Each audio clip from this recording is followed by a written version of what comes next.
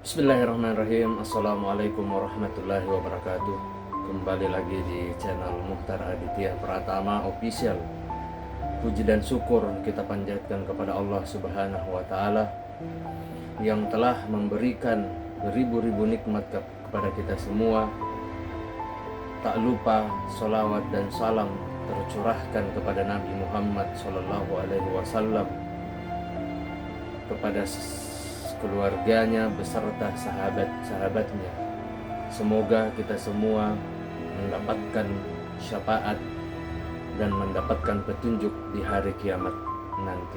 Amin ya rabbal alamin. Baik, di kesempatan yang mulia ini saya akan menceritakan sebuah kisah di mana yang berjudul Kisah Malaikat Turun dan Menjabat Tangan Manusia di Malam Lailatul Qadar. Sahabat yang beriman dimanapun berada, semoga kita selalu dalam lindungan Allah Subhanahu wa Ta'ala. Di kesempatan kali ini kita akan membahas tentang malaikat turun dan menjabat tangan manusia di malam Lailatul Qadar. Malam Lailatul Qadar adalah malam yang disebut sebagai malam yang lebih baik dari 1000 bulan.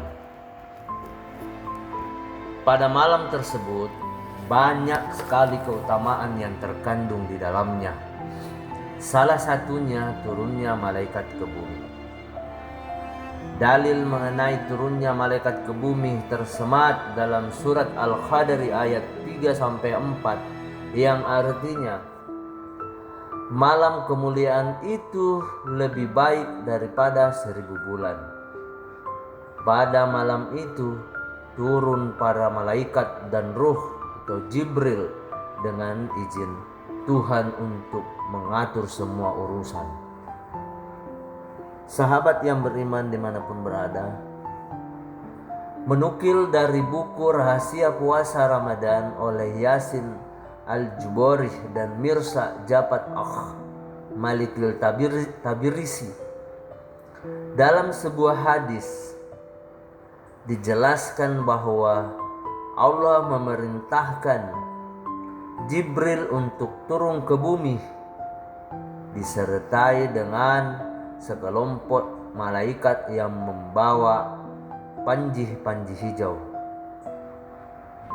Jibril menancapkan panji-panji untuk di puncak Ka'bah. Sahabat yang beriman dimanapun berada, bahkan sayap Jibril yang berjumlah 600 itu atau berjumlah 600 itu tidak bisa mengembang salah satu kecuali pada malam Lailatul Qadar.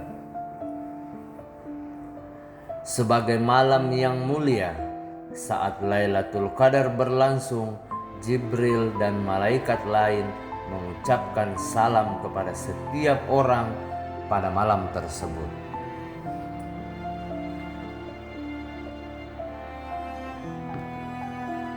Para malaikat menjabat tangan mereka yang berdoa dan memohon kepada Allah Subhanahu wa Ta'ala di malam Lailatul Qadar. Allah Subhanahu wa Ta'ala yang Maha Agung menerima doa-doa mereka hingga terbit fajar tiba. Ini sesuai dengan sebuah riwayat dari Ibnu Abbas radhiyallahu anhu. Ia mendengar Rasulullah Shallallahu Alaihi Wasallam bersabda, dan bila tiba malam Lailatul Qadar, Allah Subhanahu wa Ta'ala akan memerintahkan Jibril turun ke bumi bersama rombongan malaikat yang membawa bendera hijau dan menancapkan bendera itu di puncak Ka'bah. Sahabat yang beriman dimanapun berada, malaikat Jibril memiliki 100 sayap Dua sayap di antaranya tidak pernah dibentangkan kecuali pada malam itu. Lalu ia membentangkan kedua sayapnya pada malam tersebut, sehingga meliputi timur dan barat. Dan kemudian Jibril mengarahkan para malaikat agar memberi salam kepada setiap orang yang sedang berdiri, duduk, sholat, dan berzikir. Para malaikat akan berjabat tangan dengan mereka dan mengamini doa-doa mereka hingga terbit fajar. Apabila terbit, Jibril menyuruh para malaikat, "Wahai para malaikat, berpencarlah." Sahabat yang beriman dimanapun berada, semoga kita selalu dalam lindungan Allah Subhanahu wa Ta'ala. Para malaikat bertanya, "Wahai Jibril, apa yang akan Allah Subhanahu wa Ta'ala perbuat? Apakah sehubungan dengan hajat-hajat kaum mukmin dari umat Muhammad sallallahu alaihi wasallam?"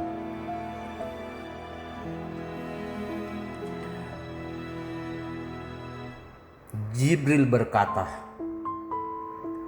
"Allah memandang mereka pada malam ini dan mengampuni mereka kecuali 4 golongan manusia." Jadi hati-hati saudara-saudariku yang beriman dimanapun berada. Diceritakan di sebuah kisah ini bahwa ada 4 golongan manusia yang tidak mendapatkan pengampunan dari Allah Subhanahu wa Ta'ala di malam Lailatul Qadar. Keempat golongan tersebut sudah pernah saya bahas dan sudah pernah saya tampilkan di video short saya. Lanjut, maka kami para sahabat bertanya, "Ya Rasulullah, siapakah mereka itu?" Beliau bersabda, "Mereka adalah orang yang meminum arak, orang yang durhaka kepada orang tuanya, orang yang memutuskan tali silaturahmi, dan yang memusuhi."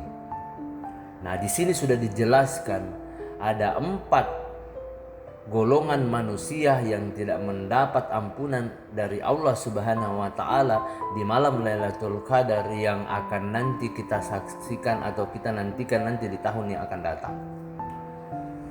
Yang dimana yang pertama yaitu orang yang sering minum, orang yang durhaka kepada orang tuanya, orang yang memutuskan tali silaturahmi dan memusuhi dan yang memusuhi. Lanjut ceritanya, kami bertanya, "Ya Rasulullah sallallahu alaihi wasallam, siapakah yang memusuhi itu?"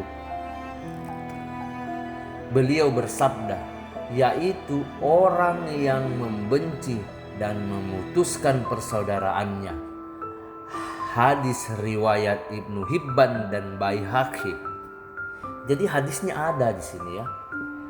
Diterangkan pada laman NU Online, malaikat yang turun ke bumi pada malam Lailatul Qadar berjumlah sangatlah besar. Mereka turun dengan cahaya yang cemerlang, penuh kedamaian serta kesejahteraan. Begitu besar keutamaan pada malam Lailatul Qadar. Di sini saya akan menjelaskan keutamaan malam Lailatul Qadar, di antaranya 1, malam keselamatan dan setan tak mampu mengganggu.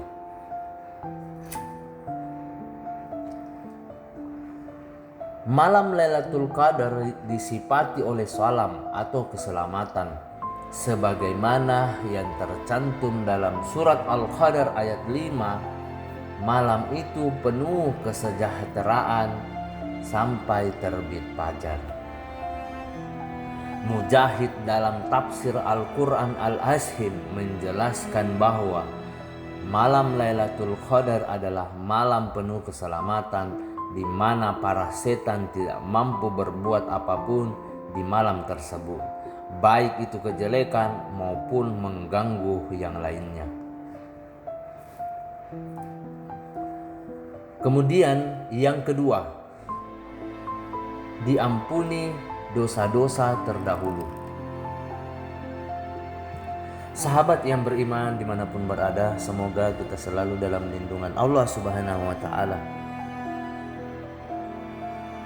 Mengutip dari buku Sukses Berburu Lailatul Qadar yang disusun oleh Muhammad Adam Hussein, malam Lailatul Qadar sering disebut sebagai malam pengampunan.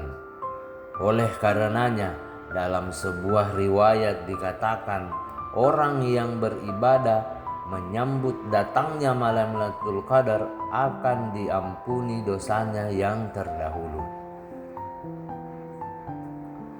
Hal tersebut merujuk dalam sebuah hadis yang berasal dari Abu Hurairah radhiyallahu anhu.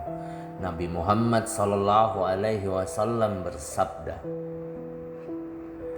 "Barang siapa yang pada malam Lailatul Qadar mengerjakan ibadah dan berdoa dengan penuh keimanan yang dipersembahkan semata-mata untuk Allah Subhanahu wa Ta'ala, akan diampuni dari segala dosanya yang terdahulu dan yang akan datang." Hadis riwayat Ahmad dan Tabrani. Sahabat yang beriman dimanapun berada, dalil serupa juga diterangkan dalam kitab Riyadhus Shalihin karya Imam An-Nawawi. Nabi Shallallahu alaihi wasallam bersabda, sebagaimana diriwayatkan oleh Abu Hurairah radhiyallahu anhu, siapa saja yang mendirikan sholat pada malam Lailatul Qadar karena iman dan hanya mengharap pahala dari Allah Subhanahu wa Ta'ala, niscaya diampuni dosa-dosanya yang telah lalu. Sahabat yang beriman dimanapun berada, yang ketiga, khusus untuk umat Rasulullah Sallallahu Alaihi Wasallam. Jadi poin yang ketiga ini khusus untuk umat Rasulullah Sallallahu Alaihi Wasallam, yaitu kita sebagai umatnya Rasulullah Sallallahu Alaihi Wasallam. Keutamaan lainnya pada malam Lailatul Qadar ialah diperuntukkan bagi umat Rasulullah Sallallahu Alaihi Wasallam. Jumhur ulama sepakat bahwa keistimewaan malam Lailatul Qadar hanya berlaku bagi para umat Nabi Muhammad sallallahu alaihi wasallam, sementara umat-umat Nabi terdahulu tidak mendapatkannya. Ini sesuai dari hadis yang diriwayatkan oleh Imam Malik dalam Al-Muwatta. Rasulullah diperlihatkan umur-umur manusia sebelumnya yang relatif panjang sesuai dengan kehendak Allah Subhanahu wa Ta'ala. Sahabat yang beriman dimanapun berada, semoga kita selalu dalam lindungan Allah Subhanahu wa Ta'ala. Amin, amin ya rabbal alamin. Sampai akhirnya usia umatnya semakin pendek, sehingga mereka tidak bisa beramal lebih lama lagi sebagaimana umat-umat sebelum mereka beramal karena panjangnya usia mereka. Maka Allah Subhanahu wa Ta'ala memberikan Rasulullah Lailatul Qadar yang lebih baik dari 1000 bulan. Hadis riwayat Malik. Demikianlah kisah yang bisa saya sampaikan pada kesempatan kali ini. Semoga bermanfaat bagi diri saya pribadi dan saudara-saudariku yang mendengarkan atau menonton video kisah ini.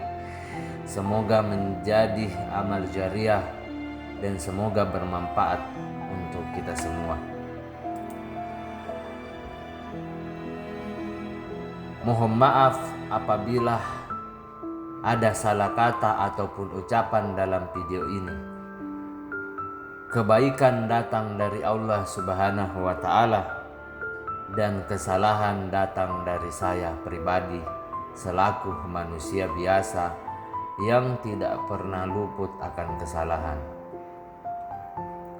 Sebelum saya mengakhiri atau menutup video kisah ini, jangan lupa untuk like, subscribe, dan share agar mendapatkan video-video Islami berikutnya. Akhir kata, subhanakallahumma wa bihamdika asyhadu an la ilaha illa anta astaghfiruka wa atubu ilaik. Wassalamualaikum warahmatullahi wabarakatuh. Nantikan video-video berikutnya.